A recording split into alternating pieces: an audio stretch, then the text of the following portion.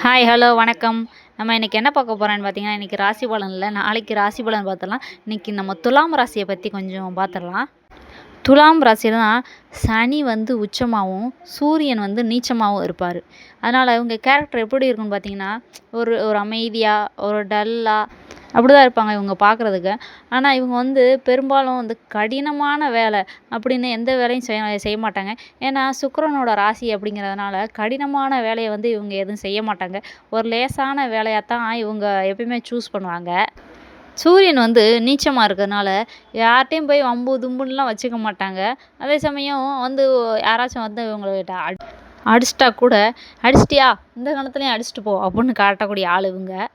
எல்லாரும் ஒண்ணா இருக்கணும், எல்லாரும் சமநிலையா இருக்கணும் அப்படின்னு நினைக்கக்கூடிய ஆள் இவங்க.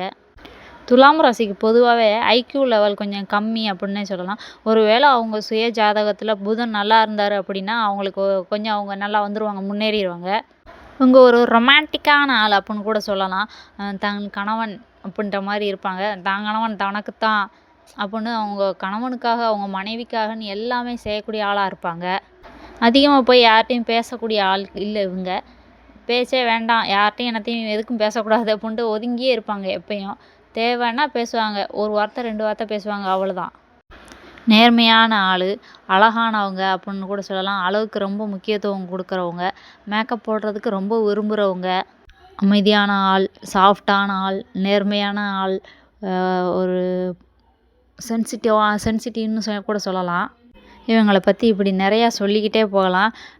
ஒருத்தர் இவங்கள போய் ஹர்ட் பண்ணிட்டாங்க அப்படின்னாலும், அவங்க உள்ளுக்குள்ளேயே வச்சுக்குவாங்க. வெளியலாம் அத காட்டவே மாட்டாங்க. யார்ட்டயும் போய் வாண்டடா போய் யார்ட்டயும் போய் சண்டை போடவும் மாட்டாங்க. எதுக்கு இது அப்புட்னா மட்டும் அவங்கள விட்டு விலகி இருக்கத்தான் நினைப்பாங்க. எல்லார்கிட்டயும் ரெஸ்பெக்ட் குடுப்பாங்க. நம்ம விருச்சிக ராசி மாரி யார்ட்டயும் போய் ஓப்பனா போய் எதையும் சொல்லிற மாட்டாங்க. கொஞ்சம் டைம் எடுப்பாங்க. இத அவங்ககிட்ட சொல்லலாமா? சொல்ல வேண்டாமான்னு கொஞ்சம் டைம் எடுத்து, அவங்கள பத்தி தெரிஞ்சுக்கிட்டதுக்கு அப்புறம் தான் எதையுமே அவங்கள்ட்ட போய் ஓப்பனா சொல்லுவாங்க. ஓகே கைஸ், இதோட நான் இந்த வீடியோ முடிச்சுக்கிறேன். நாளைக்கு வந்து உங்களுக்கு இன்னொரு ராசி பலனோட, நாளைய ராசி பலனோட உங்கள வந்து சந்திக்கிறேன். அதுவரைக்கும் பாய். இந்த வீடியோ நமக்காக ஸ்பான்சர் பண்ணுறவங்க எஸ்பிஓ. வீட்டிலேருந்து ஏதாவது வேலை செய்யலான்னு தேடிட்டு இருந்தீங்கன்னா, எஸ்பிஓ உங்களுக்கு ஒரு பெஸ்ட் சாய்ஸாக இருக்கும்.